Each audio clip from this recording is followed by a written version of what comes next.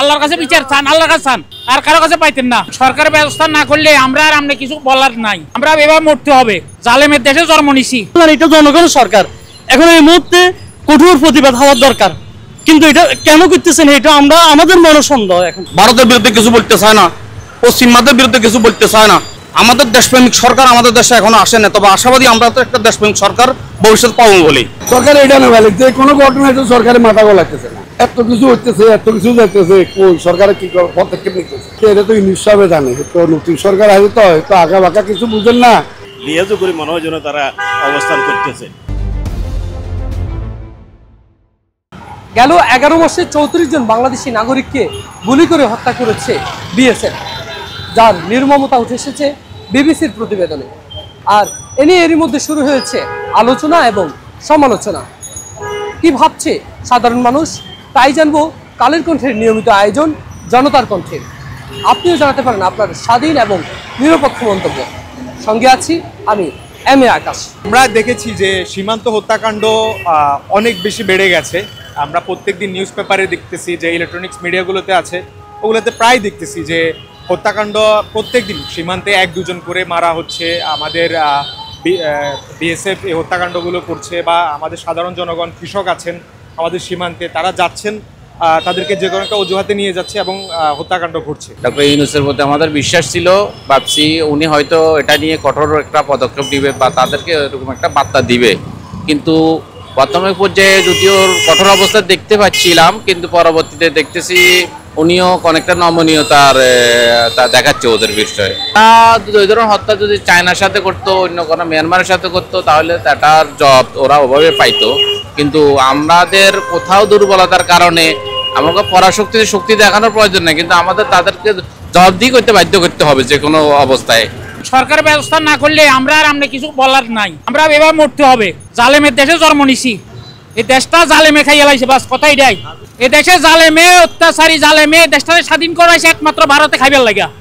ভারতে এই দেশ স্বাধীন করছে খাইবার জন্য, তাহলে ভারতের এখানে দোষ কি?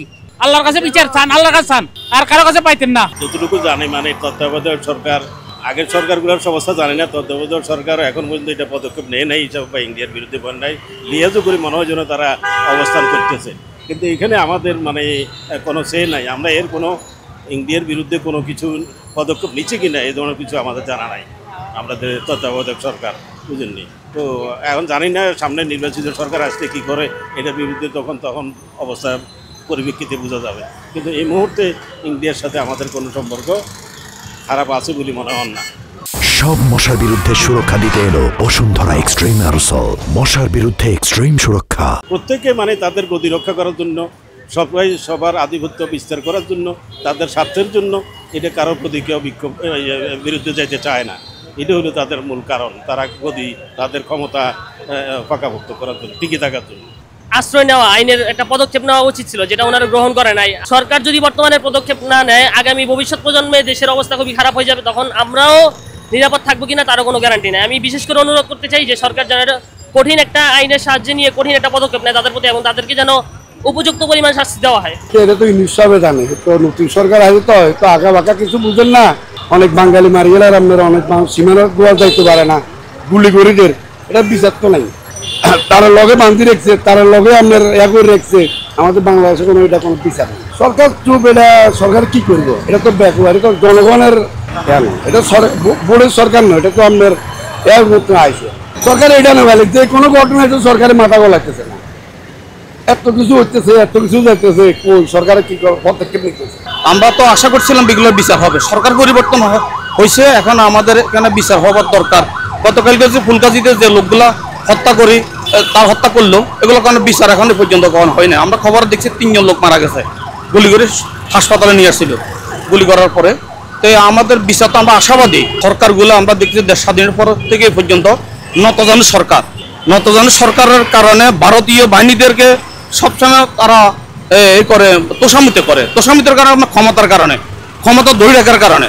আমাদের দেশপ্রেমিক সরকার আমাদের দেশে এখনো আসে না, তবে আশাবাদী আমরা তো একটা দেশপ্রেমিক সরকার ভবিষ্যৎ পাবো বলি। নিরপেক্ষভাবে জনগণ যদি ভোট দেয়, তাহলে আমরা একটা নিরপেক্ষ সরকার আমরা অত পাইতে পারি। ভারতের বিরুদ্ধে কিছু বলতে চায় না, পশ্চিমাদের বিরুদ্ধে কিছু বলতে চায় না। এই দেশের কালচার, এটা কালচার হয়েছে দুর্নীতির দিক দিয়ে, দুর্নীতি করবে ওদেরকে হাতে নিয়ে। হয়তো বিতর্ক তো কিছু না কিছু থাকতে পারে, আমরা এটা কিন্তু আসলে এ ধরনের চুপচাপ হয়ে থাকা সরকারের মধ্যে হয়তো সরকারও এটার জন্য কিভাবে চুপ রয়েছে। এখন তো আমরা তো জানি এটা জনগণের সরকার, এখন এই মুহূর্তে কঠোর প্রতিবাদ হওয়ার দরকার, কিন্তু এটা কেন করতেছেন এটা আমরা আমাদের মনে সন্দেহ। এখন প্রথম অবস্থা আমরা দেখছি যে ভারতের বিরুদ্ধে একবারে খুব মানুষের আকৃষ্ট করার জন্য ভারতের বিরুদ্ধে কঠোর অবস্থানে ছিল, হঠাৎ করে আবার ভারতের বিরুদ্ধে সরকার নমনীয় অবস্থা হয়ে গেছে। এখন এটার কারণ আমরা খুঁজে বার করতে পারতেছি না জনগণ। ইন্টারিম গভর্নমেন্টটা কিন্তু প্রথম প্রাথমিক অবস্থা ভারতের বিপক্ষে ছিল, কিছু কথা ওনার প্রফেসর ডক্টর ইউনূস সাহেব কিন্তু কিছু কথা বলেছে প্রাথমিক অবস্থা ভারতের বিপক্ষে যাইয়ে। আমাদের দেশে অনেকগুলো এমবাসি নিয়ে আসতেছে, অনেক কথা যেগুলো আমরা মানে বর্তমানে আমাদের যে প্রয়োজনগুলো এগুলোর জন্য ভারতের বিপক্ষে অনেক কথা বলছিল, কিন্তু লাস্ট 6 মাস বিশেষ করে লাস্ট 6 মাসে কিন্তু আমরা ভারতের বিপক্ষে কোনো পদক্ষেপ এই পর্যন্ত দেখিনি এই গভর্নমেন্টের। তো এটার জন্য আমি মনে করি যে বাংলাদেশের একটা গভর্নমেন্ট প্রয়োজন, এবং এই গভর্নমেন্টটা আমি মনে করি নির্বাচন প্রয়োজন। আমাদের দেশে এখন বর্তমান নির্বাচন দিয়ে এই গভর্নমেন্টটা একটা ভালো একটা গণতান্ত্রিক একটা মুক্তি দিয়ে আমাদের দেশটাকে নির্বাচিত সরকার হাতে তুলে দেওয়া, সেটা যে আসুক।